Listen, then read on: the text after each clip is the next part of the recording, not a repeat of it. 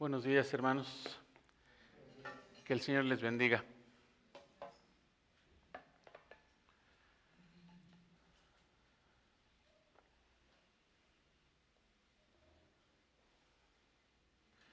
Bueno, pues les voy a pedir que abran sus Biblias en la carta de Pablo a los Colosenses.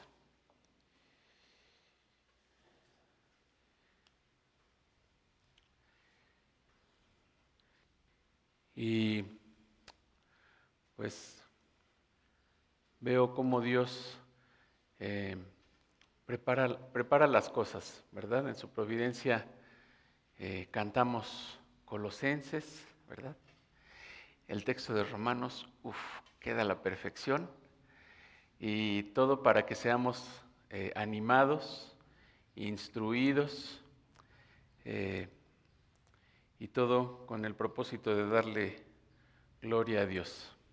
Es una carta muy hermosa, la carta de Pablo a los Colosenses. En particular, la verdad es que me gusta mucho, principalmente pues los textos que ya vieron hace algunas semanas, Colosenses 1, que habla de la magnificencia del Señor Jesucristo. Y hoy vamos a ver el capítulo 3, versículos del 5 al 8, solamente estos 4 versículos, pero que tienen una enseñanza importante. Y a manera ahí de repaso un poquito, la carta de Pablo a los Colosenses se dice que fue escrita desde Roma, mientras él estaba encarcelado, Pablo estaba encarcelado. Una iglesia, que fue fundada, nos dice ahí en el capítulo 1, probablemente por Epafras, y el tema central o principal de esta carta es la suficiencia de Cristo, ante todo, ¿verdad? Colosas era una provincia romana, que tenía, como muchas otras provincias, población judía y obviamente gentil, y una característica de esta provincia es que era atacada por muchas herejías. Había muchas enseñanzas heréticas en la provincia de Colosas en estos tiempos. Algunas de estas herejías era, por ejemplo, la filosofía, que se habla ahí en el capítulo 2, versículo 8, que argumentaban que la vida tenía que ver de acuerdo a rudimentos del mundo, mandamientos de hombre, las tradiciones humanas por encima de la palabra, ¿verdad? El elevado conocimiento que habían alcanzado algunos aparentemente. También había mucha influencia judaizante, ¿no? Era también otra enseñanza que atacaba la suficiencia de Cristo. Los judaizantes enseñaban que se tenían que guardar las fiestas mensuales, anuales, se tenía que guardar el sábado, no comer animales inmundos, ¿verdad? Mantener la distinción entre los judíos y los gentiles. Y esto era algo muy triste, porque Dios no les mandó que se apartaran, más bien que no tuvieran comunión y relación con sus actividades o sus cultos paganos. Pero los judíos no predicaban a Dios, ¿no? Y era algo muy triste. La adoración a los ángeles también se enseñaba. Se decía que al ser siervos de Dios puestos entre Dios y los hombres, eran dignos de adoración, ¿no? Por eso vemos ahí en el capítulo 1 también versículo 16 que habla acerca de los ángeles. Un cierto gnosticismo, lo que decía yo hace un momento, ciertos maestros que decían haber tenido visiones secretas, ¿verdad? Y en la actualidad hay precisamente algunas sectas, ¿verdad? O algunos dirigentes que dicen tener una relación, una plática muy personal, ¿no? Con Dios, por ejemplo, ¿verdad? O que Dios les permitió ver cosas que nadie ha visto. Y al único que menciona aquí en la palabra pues fue a Juan, a Pablo, ¿verdad? Y por lo menos Pablo se mantuvo calladito, ¿verdad? Dice que él vio cosas que mejor ni decirlas, ¿verdad? El ascetismo es otra herejía que se enseñaba en Colosas. Enseñaba que el cuerpo era malo y entonces tenía que ser sometido a un duro trato, ¿verdad? Versículos 20 y 23 del capítulo 2. Y también se enseñaba el dualismo. El dualismo enseñaba que hay dos realidades en cada aspecto de la vida que no se reconcilian. Por ejemplo, el bien y el mal, lo que nosotros conocemos en las filosofías actuales como el yin y el yang, el amo y el esclavo. Entonces hablaban de que el espíritu no se podía reconciliar con el cuerpo. Eran dos entes separados. Por lo tanto, lo que hacías con el cuerpo, pues no afectaba al espíritu, ¿verdad? Y entonces esto daba licencia al pecado, ¿no? Y es por eso que Pablo le escribió a los colosenses para que no fueran influenciados por todas estas doctrinas paganas, prácticas pecaminosas que circulaban y se acostumbraban a realizar en la provincia de Colosas. Y para nosotros como iglesia en esta mañana nos recuerda que si hemos recibido una nueva naturaleza, como leíamos ahorita en Romanos 8:1, para nosotros que hemos recibido una nueva naturaleza debemos hacer morir el pecado que aún queda en nosotros. Vamos a ver estos 4 versículos en 2 encabezados. El primero, pecados contrarios a la nueva posición. Pecados contrarios a una nueva posición, versículos 5 al 7. Y pecados que afectan la espiritualidad de otros, versículo 8. Esta sección de la carta a los colosenses inicia la parte práctica de la carta, ¿sí? Todo lo demás, hasta el versículo 23 del capítulo 2, es la parte teológica, súper teológica, y a partir de este versículo 1 del capítulo 3 en adelante, vemos la parte práctica de la carta, y es por eso que comienza vamos a ver 2 imperativos. Antes de darle lectura y de comenzar con el texto, vamos a orar, por favor, hermanos. Bendito Padre, te alabamos y te damos gracias, Señor, te damos la alabanza a ti, Señor, el reconocimiento de que tú eres el Señor que creó todas las cosas, como dice esta carta, Señor, y tú eres el único digno de recibir nuestra alabanza, nuestra adoración. Nos sometemos a ti, Señor, te pedimos que tu Espíritu guíe este tiempo, Señor, que yo pueda ser claro y que todos podamos salir edificados, Señor, con tu palabra. Te damos gracias y te lo pedimos en Cristo Jesús. Amén. Muy bien. Bueno, entonces vamos a ver aquí 2 imperativos importantes a lo largo de estos 4 versículos que son haced morir y desechad. ¿Ok? Haced morir y desechad. Dice Colosenses 3, 5 al 8, aunque voy a leer desde el 1, por favor. Vamos a leer desde el 1 hasta el versículo 8. Dice Colosenses 3, 1. Si pues habéis resucitado con Cristo, buscad las cosas de arriba, donde está Cristo sentado a la diestra de Dios. Poned la mira en las cosas de arriba, no en las de la tierra, porque habéis muerto y vuestra vida está escondida en Cristo, con Cristo en Dios. Versículo 4. Cuando Cristo, vuestra vida, se manifieste, entonces vosotros también seréis manifestados con Él en gloria. Versículo 5.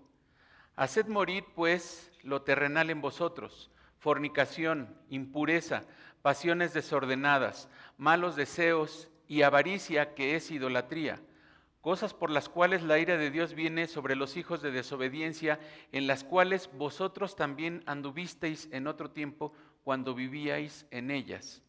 Versículo 8. Pero ahora dejad también vosotros todas estas cosas: ira, enojo, malicia, blasfemia, palabras deshonestas de vuestra boca. Bueno, lo primero que vemos en el versículo 5 dice: haced morir pues lo terrenal en vosotros. Esta palabra pues hace conexión como consecuencia con lo que vimos en los versículos 1 al 4, los versículos anteriores. En la Biblia de las Américas dice por lo tanto, que tendría un poquito más de sentido, entendiendo que de haber sido crucificados con Cristo, enterrados con Cristo y resucitados en Cristo, viene entonces una consecuencia. Por eso dice, por lo tanto, haced morir. Primer imperativo. Esta palabra se usa 2 veces en el Nuevo Testamento para hacer referencia a Abraham. Y fíjense bien, hermanos, esta frase de haced morir, en la Biblia de las Américas también dice, considerad como muertos. Considerad como muertos. Y nos recuerda a Abraham que a sus 99 años engendró a Isaac. Y dice la carta a los Hebreos, estando él como muerto. ¿Verdad? ¿Qué tiene que ver esto, hermanos? Esta frase nos da a entender que limita la fuerza, ¿sí? Abraham estaba como muerto, tenía 99 años cuando engendró a Isaac, y dice que su cuerpo estaba como muerto, es decir, estaba limitado en fuerza, en potencia, en vigor. Y es la idea que tiene esta palabra. Haced morir, dice,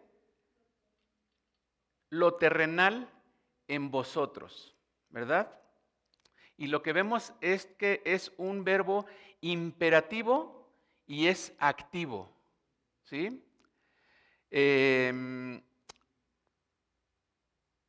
Implica un esfuerzo de manera consciente y constante que ahora el creyente, en este caso los colosenses, ya podían hacer. Un esfuerzo consciente y continuo que ahora podían hacer, es decir, matar las costumbres pecaminosas que aún habitaban en el cuerpo no glorificado, sobre la base de algo que había acontecido previamente en la vida del creyente, es decir, la nueva naturaleza. Por eso este verbo se dice que es aoristo, algo que ocurrió antes, ¿verdad? Aquí nos puede surgir una pregunta, ¿por qué es un imperativo? ¿Por qué nosotros tenemos que realizar la acción? ¿Por qué tenemos que hacer morir? Hendricks dice que la vida espiritual resucitada en Cristo no concuerda aún con el cuerpo de muerte en el que se encuentra encarcelada. Lo voy a repetir.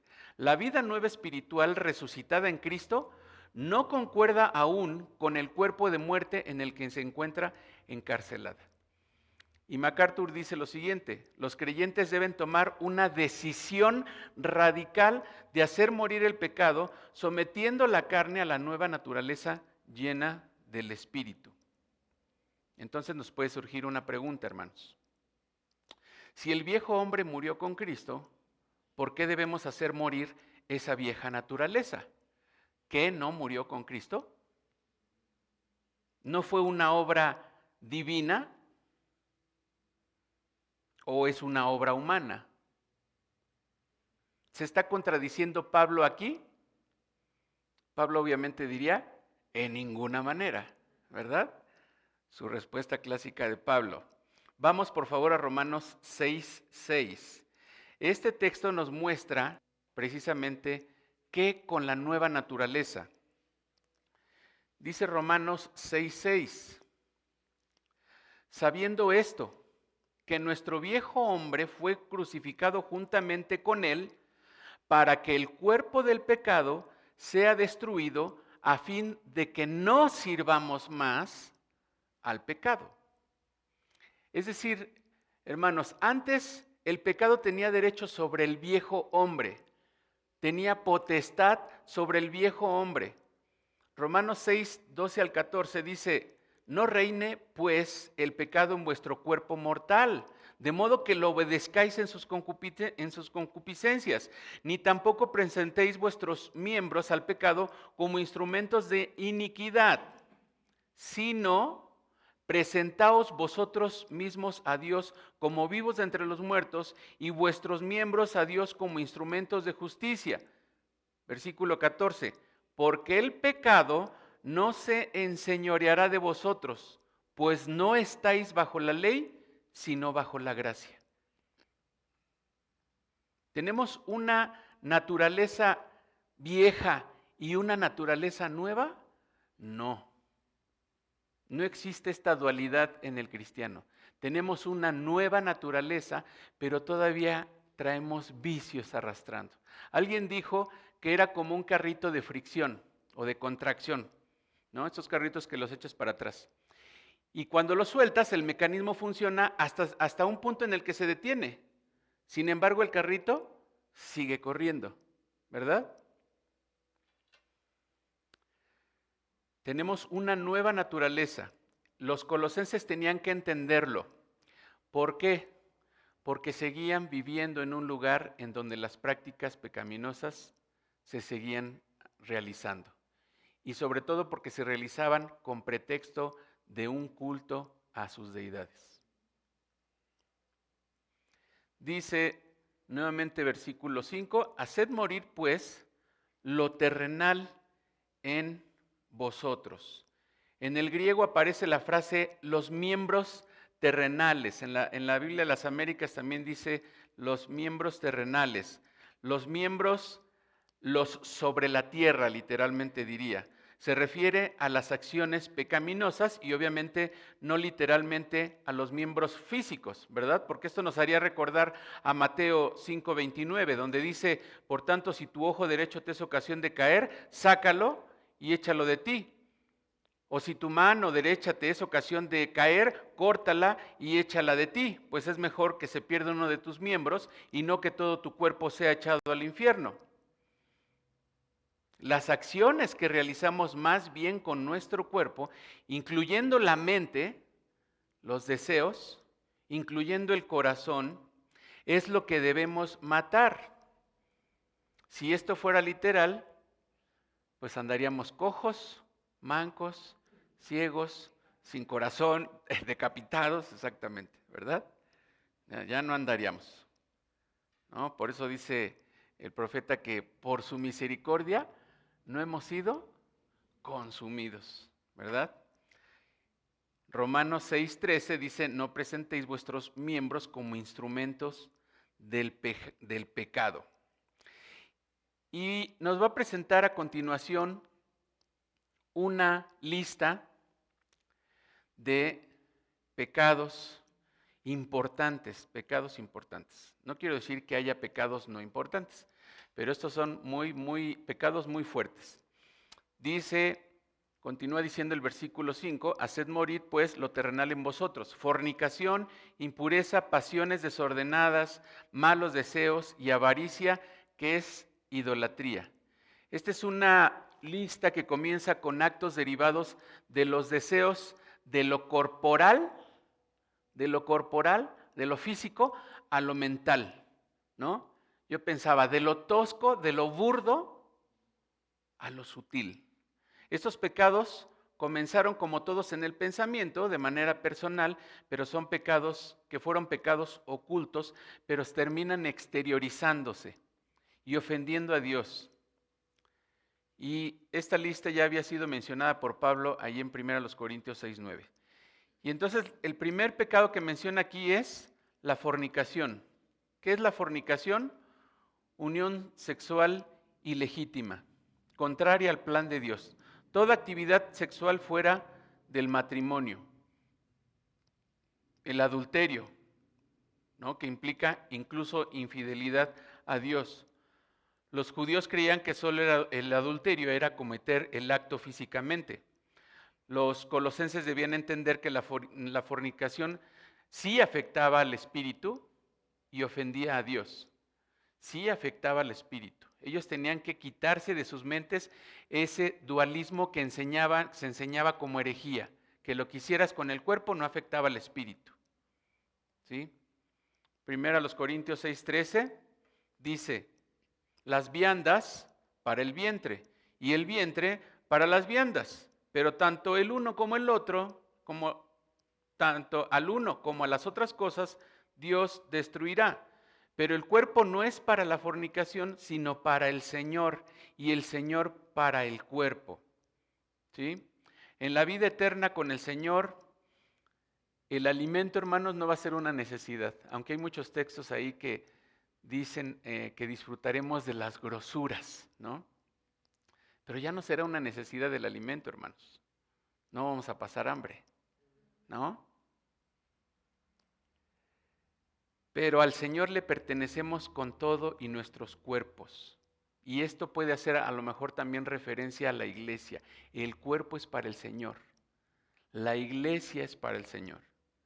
También habla de impureza, literalmente suciedad, suciedad. Y hace referencia, hermanos, a lo contenido en los sepulcros, que causaba en ese tiempo impureza ceremonial. ¿Se acuerdan ahí de Mateo 23, cuando Jesucristo les dice a los fariseos que eran como sepulcros blanqueados, por fuera muy hermosos, pero por dentro llenos de impureza, ¿sí? Porquería, pudredumbre, ¿verdad? Malas intenciones en sentido moral. Son como los gentiles que tenían velado el entendimiento y el corazón duro. Efesios 4:19 dice, los cuales, hablando de estos gentiles, después que perdieron toda sensibilidad, se entregaron a la lascivia para cometer con avidez toda clase de impurezas, este pecado. ¿Qué tenían que hacer los colosenses? Quitar toda esa impureza de ellos. Pasiones desordenadas. Nos habla de un deseo sexual, la pasión, tendencia, inclinación a buscar satisfacer el deseo. Esta característica de las pasiones desordenadas es que no es pasiva, no es pasiva, no es un deseo a nivel de la mente nada más, sino que es incontrolable. Quien tiene pasiones desordenadas busca exteriorizar esta pasión. Por eso en Romanos 1:26 habla del lesbianismo y de la homosexualidad. Primera de Tesalonicenses 4:5 dice, pasiones de concupiscencia como los gentiles que no conocen a Dios. Entonces, fornicación, impureza, pasiones desordenadas, malos deseos. Tiene que ver con un deseo desorientado, desear lo prohibido. En Levítico 20, vamos rápido allí. Levítico 20, por favor.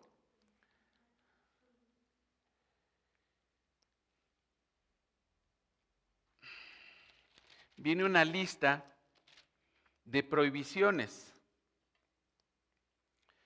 Y fíjense, del 10 al 21, vamos a irlo nada más viendo ahí como a algunos versículos. Por ejemplo, dice el 20:10, si un hombre cometiere adulterio con la mujer de su prójimo, el adúltero y la adúltera indefectiblemente serán muertos, ¿verdad? Luego dice, cualquiera que yaciere con la mujer de su padre. El versículo 12, si alguno durmiere con su nuera. Versículo 13, si alguno ayuntare con varón como con mujer, abominación hicieron. Versículo 14, el que tomare mujer y a la madre de ella. Versículo 15, cualquiera que tuviere cópula con bestia. Versículo 16, y si una mujer se llegare a algún animal. Versículo 17, si alguno tomare a su hermana, hija de su padre o hija de su madre. 18, cualquiera que durmiere con mujer menstruosa. 19, la desnudez de la hermana de tu madre o de la hermana de tu padre no descubrirás. 20, cualquiera que durmiere con la mujer del hermano de su padre. 21, el que tomare la mujer de su hermano.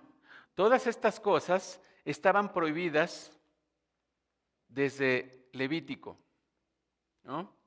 Y lo que nos dicen los malos deseos es ese deseo de probar lo que es prohibido. Eso es un mal deseo. Un deseo desorientado, desear lo que es prohibido. También habla de avaricia. Avaricia, codicia fiera, quiere decir, es como el espíritu del hombre que emplea toda su fuerza, todos los medios posibles para tener más de lo que adquiere. Y cuando ya lo tiene, quiere más, ¿verdad? Como alguien decía cuando le preguntaron a Slim de todas sus riquezas si ya estaba satisfecho y dijo, no, ¿no? Y por eso es que este pecado, avaricia, que aparentemente no tiene que ver con los pecados sexuales que está mencionando Pablo, sí está relacionado porque el pecado sexual nunca satisface. Y dice que la avaricia es idolatría. La idolatría es adoración y culto a los ídolos. Esto incluye al dios ego, ¿verdad?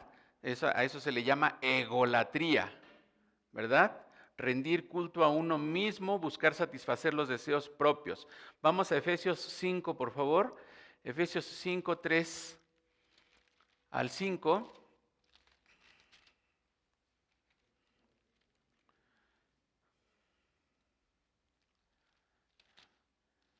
Efesios 5, 3 al 5.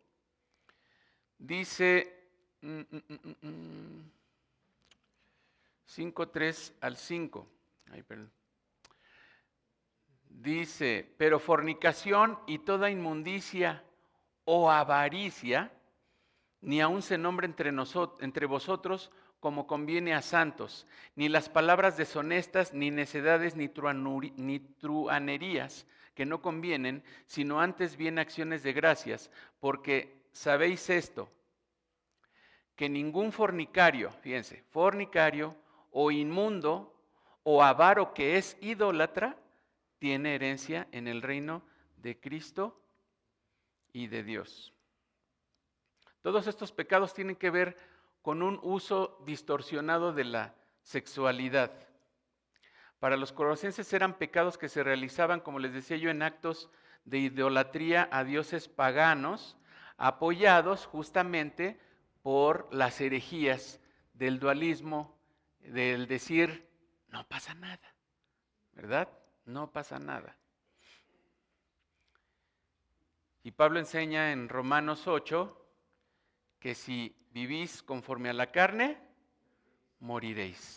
Mas si por el Espíritu hacéis morir las obras de la carne, que fue lo que leímos, viviréis, ¿verdad? Hay una relación en estos versículos. Si vivís por el Espíritu, viviréis.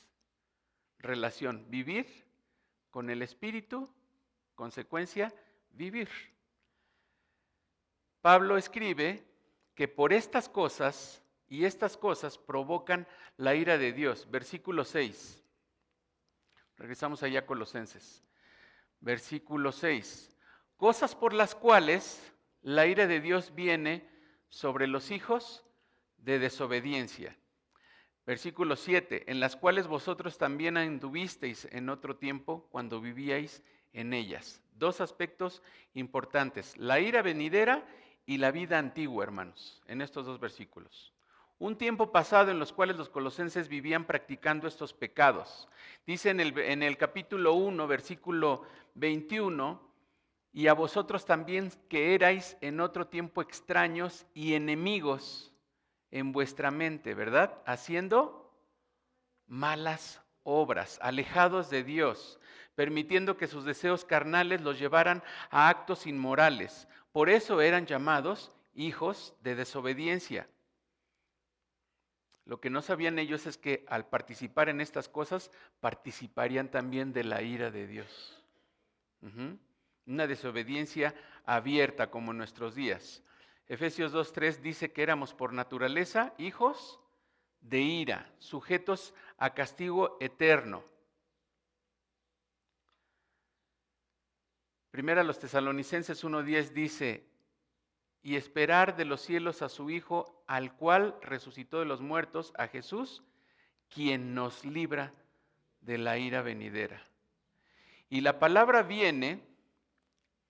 venidera, de esta ira, la palabra viene, no es precisamente un presente literal, sino se entiende como algo profético, pero que es muy cierto.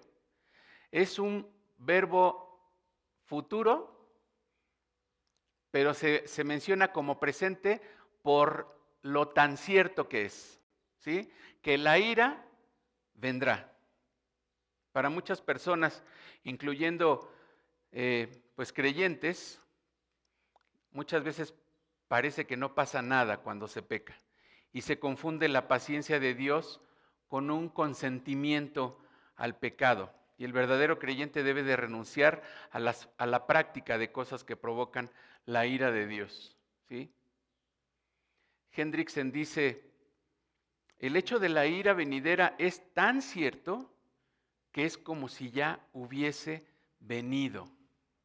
Es como si ya hubiese venido. Ahora, la ira de Dios no es pecaminosa, obviamente, ¿no? Es un justo juicio.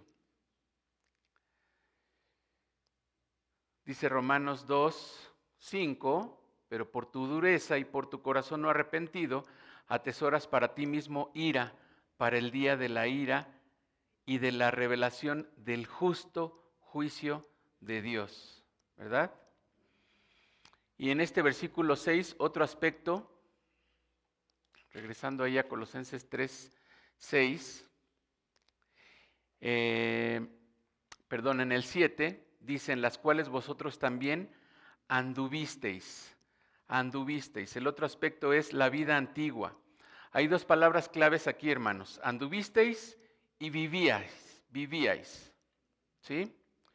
Anduvisteis quiere decir moverse, circular, ¿no? Caminar cerca de un perímetro. De hecho, la palabra en el original es peripateo, ¿no? Como perímetro, ¿verdad? La periferia. Como cuando andas por aquí caminando y dices, pues estos son mis rumbos, ¿verdad? Por aquí me muevo, ¿no? Dice, las filosofías y prácticas comunes en Colosas habían influido el andar y la vida de los colosenses. La palabra ellas, ahí en el versículo 7, cuando vivíais en ellas, hace referencia a las prácticas pecaminosas. Y esto es muy interesante, hermanos. Cuando dice que vivíais en ellas, se refiere a que vivían en todas las prácticas, ¿sí? O sea, es algo terrible, que los colosenses vivían en todas las prácticas pecaminosas que se acostumbraban en ese lugar, no solamente en algunas. Ellos habitaban, permanecían allí. Algunas personas cuando tienen algún problema con sus hijos, en las escuelas los cambian de escuela, ¿no? Para que ya no habiten allí. O si los problemas son muy fuertes, se cambian de domicilio, ¿verdad? Algunos hemos conocido a personas que se llevan a los hijos a vivir con la tía a otro estado, ¿verdad? Para sacarlos de ese ambiente. Pero ¿qué creen, hermanos? Los colosenses no se podían mudar. No era tan sencillo como en nuestros días. Ellos tenían que permanecer en ese lugar, habitando con la misma gente, en la misma ciudad y con la misma gente, como dice el salmista de Ciudad Juárez, de los malos deseos, ¿no? Y ahora debían atender la dirección que Dios les daba a través del apóstol Pablo, hermanos. A la consecuencia de la nueva vida, ahora tenían que encargarse ellos de hacer morir estas prácticas pecaminosas. Y aquí llegamos a nuestro siguiente punto, el versículo 8. Fíjense, hermanos, nada más recapitulando un poco. En el principio, haced morir o considerad como muertos estos miembros, o sea, estas prácticas, era esencial para los colosenses. Debes de considerar en tu vida que esas prácticas ya no pueden tener fuerza, ya no deben tener vigor. ¿Sí? Pero fíjense qué bien, hermanos. Versículo 8. Pero ahora parecería un contraste, y ciertamente hay un cierto contraste en el versículo 8. Dice el versículo 8, pero ahora dejad también vosotros todas estas cosas. ¿Sí? Y nos va a dar otra lista, ¿no? La palabra ahora, donde dice versículo 8, pero ahora, implica un ahora mismo, ya, implica urgencia. No es el ahorita mexicano. Ajá, ahorita. No es el ahorita mexicano, es ya. ¿Sí? Dejad, otro imperativo, ¿verdad? Y dice también, va a agregar otra lista de pecados. Dice, pero ahora dejad también vosotros todas estas cosas. La palabra dejad se traduce mejor como desechar o poner aparte, ¿sí? Hace una referencia a quitarse la ropa, a desvestirse. Quitarse una ropa vieja y desgastada que ya no se va a poder usar nuevamente por causa de tener una nueva vestidura, ¿sí? Por causa de una ropa nueva. Pablo ahora usa la metáfora de la vestimenta, y esta metáfora es muy frecuente en Pablo, ahí en Efesios 4, 22, 24, 31 y aquí en Colosenses en varios versículos. Dice Pablo que ahora mismo se desvistan de, y comienza la lista. El primer pecado aquí es la ira, que en este caso se refiere a un resentimiento lento. Y ojos hermanos, aquí por favor, porque esta lista creo que es la que más nos va a interesar. ¿Sí?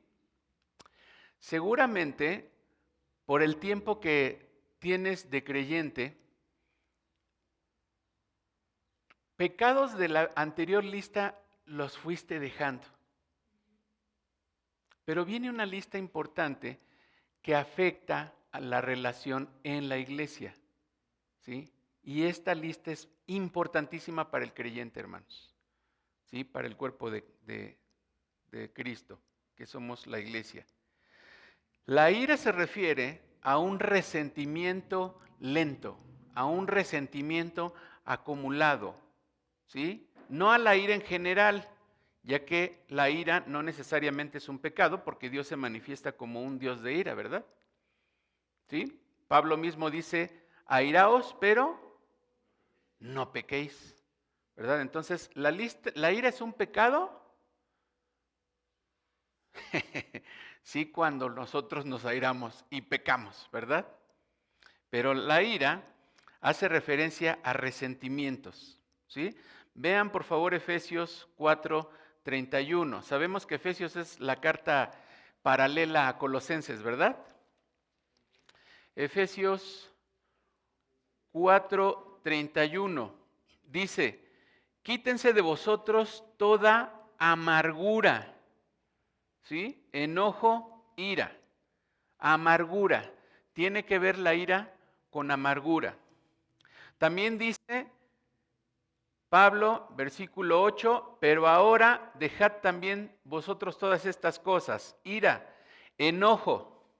Se refiere a una furia repentina, un arrebato de rabia, ¿sí? Si regresamos tantito allá al versículo 12 del capítulo 2, dice, no es Colosenses, es Corintios.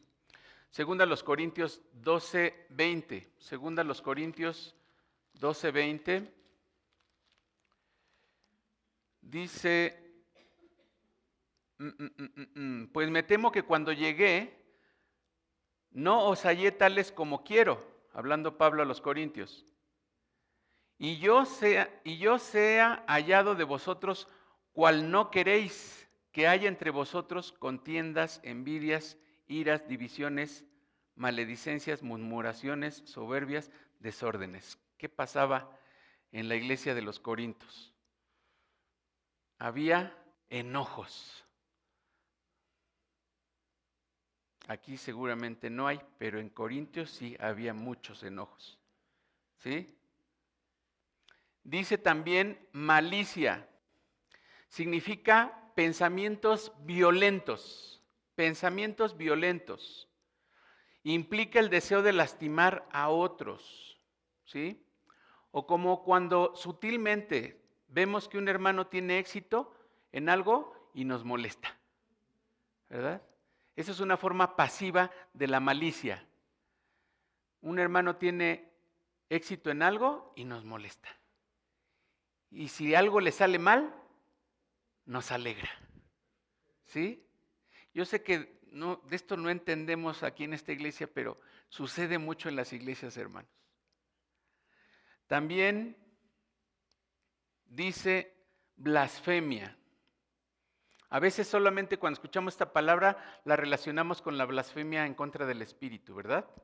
Negarlo. Pero no, fíjense, ¿qué quiere decir blasfemia? Quiere decir calumnias o difamación, lenguaje insultante, burla personal, charla maliciosa. ¿Sí? Es común que cuando alguien tiene algo en contra del hermano, va a aprovechar cualquier pretexto para hablar mal de él. Dice también palabras deshonestas de vuestra boca. Lenguaje obsceno, lenguaje vergonzoso o indecente, el doble sentido, ¿verdad? Yo recuerdo en la secundaria que, híjoles, el doble sentido y el albur como que ha sido cultura del mexicano, ¿verdad? Y a mí cómo me molestaba, y yo no era creyente, pero a mí cómo me molestaba que hablaran en doble sentido, que se burlaran de mí porque no entendía las cosas de doble sentido, ¿no? Y muchas veces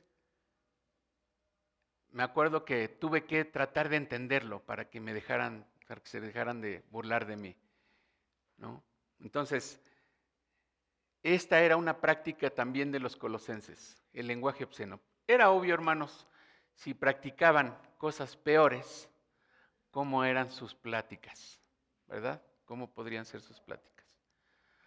Podemos observar que esta lista ahora va de lo interno a lo externo, ¿sí? La lista pasada iba de lo externo a lo interno, de lo burdo a lo sutil. Esta va de lo sutil a lo exterior, ¿verdad? De la ira, que decíamos que era, ¿qué era ira? ¿Qué dijimos que es la ira? Un resentimiento acumulado, un resentimiento. No es una explosión, es un resentimiento acomodado, ahí guardadito. ¿Sí? Eso es la ira. Ajá. Va de ese resentimiento a las burlas, al hablar mal del hermano. ¿Sí? Del resentimiento a las palabras deshonestas o incluso a la mentira, hermanos. Versículo 9, que no vamos a tocar, pero dice el versículo 9, no mintáis los unos a los otros, ¿verdad? Y dice Pablo en Romanos 12, vamos a Romanos 12, por favor, y con esto estamos terminando. Romanos 12.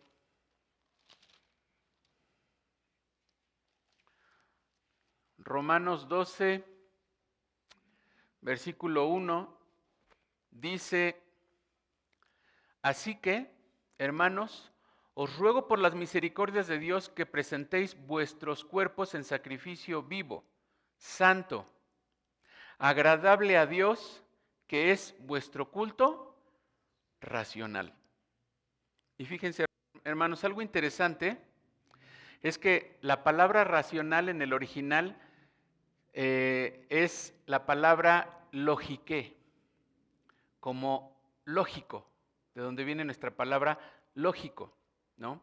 Y la idea aquí es que dice Pablo en Romanos que presentemos nuestros cuerpos como sacrificio vivo, santo, agradable a Dios, que es nuestro culto lógico. ¿Qué quiere decir esto? Que debe de haber lógica entre la nueva naturaleza y cómo nos presentamos a Dios como sacrificio santo agradable a Él. ¿Sí? El creyente tiene que ser lógico en cómo se presenta como miembro de la iglesia. ¿sí? Todos podemos decir, claro, o sea, no nos presentamos fornicando, ¿no? Teniendo pasiones desordenadas, malos deseos, pero muchas veces nos presentamos con palabras deshonestas, ¿verdad? Nos presentamos con ira, con resentimientos guardaditos. Ay, te la tengo, hermanito. Nada más que Dios me dio oportunidad, ¿no? Casi, casi. ¿Verdad? Tiene que haber una lógica, hermanos, en nuestro culto lógico a Dios. Esta nueva naturaleza, precisamente por eso el título ahí de arribita del versículo 5 en nuestras Biblias dice la vida antigua y la nueva, ¿verdad? Esta nueva naturaleza es una nueva vestidura que implica crecimiento. ¿Qué dice el capítulo 1, versículo 28, hermanos? De aquí de Colosenses 1:28.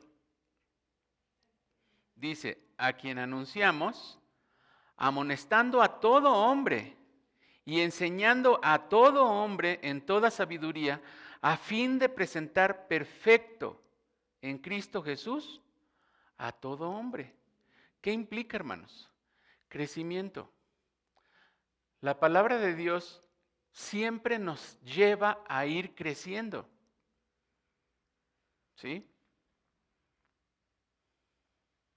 Los colosenses no podían solo quitarse la primera lista, los pecados de la primera lista, pero seguir dañando a la iglesia con el resentimiento, con las charlas deshonestas, con el doble sentido, ¿verdad? Porque esto daña a la iglesia. Los pecados de la primera lista pecan contra el cuerpo, dice la Biblia. Contra uno mismo peca y obviamente todo pecado es contra Dios.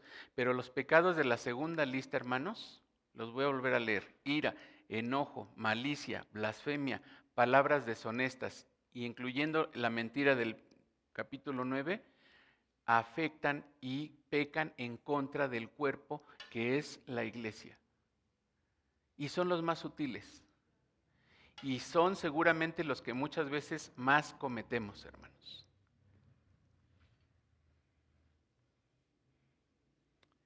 El contraste de la primera lista de pecados y de la segunda nos permite ver un crecimiento a donde Pablo quiere llevar a los colosenses, ¿sí? Amonestando a todo hombre y enseñando a todo hombre, ¿verdad? Los verdaderos creyentes debemos despojarnos de los pecados que aún nos asedian. Gálatas 5, 22 y 23 nos recuerdan el fruto que nace en un creyente, ¿verdad? Y entre todos, el último es la templanza o dominio propio. El último aspecto del fruto del Espíritu. Todo rendido y sometido a la dirección del Espíritu Santo. Si no hay ese sometimiento, cualquier intento es en vano. Los pecados de la primera lista son probablemente los primeros que desaparecen entre quienes así vivían, pero los de la segunda lista muchas veces permanecen entre los miembros de la iglesia y estos pecan directamente contra el cuerpo de Cristo, quien es la cabeza. Dice 1 Tesalonicenses 5, 9 al 11, porque no nos ha puesto Dios para ira, sino para alcanzar salvación por medio de nuestro Señor Jesucristo, quien murió por nosotros para que ya sea que velemos o que durmamos, vivamos juntamente con Él. Por lo cual, fíjense qué dice aquí, animaos unos a otros y edificaos unos a otros, así como lo hacéis. Oremos, hermanos, que el Señor nos ayude a despojarnos de estos pecados que aún practicamos por amor de su iglesia que somos nosotros. Y esto le dé honra a Cristo, que es nuestra cabeza. Vamos a orar, hermanos. Señor, te alabamos, Señor, y pues reconocemos, Padre, que nos cuesta aún muchas veces hacer a un lado, Señor, lo que ataca, lo que peca en contra de tu cuerpo, Señor. Y muchas veces caemos, Padre, en murmuración, Señor, en chisme, en enojos. Y sabemos que nuestro pecado siempre está latente, Señor, pero tu Espíritu está vivo en nosotros, Señor, que es más fuerte y debe ser más fuerte. Y te rogamos, Señor, que quites pues nuestra sordera espiritual, todo aquello que nos impide muchas veces a través de tu palabra escuchar a tu Espíritu que nos habla, Señor.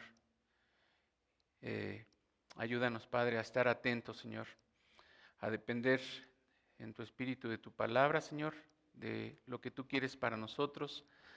Y llévanos, Señor, al crecimiento que Pablo quería llevar a los colosenses, Señor, al conocimiento tuyo, Señor, al conocimiento de nuestro Dios, para poder agradarle, para poder servirle de mejor manera, adorarle, Señor. Te damos gracias, te doy gracias por esta iglesia.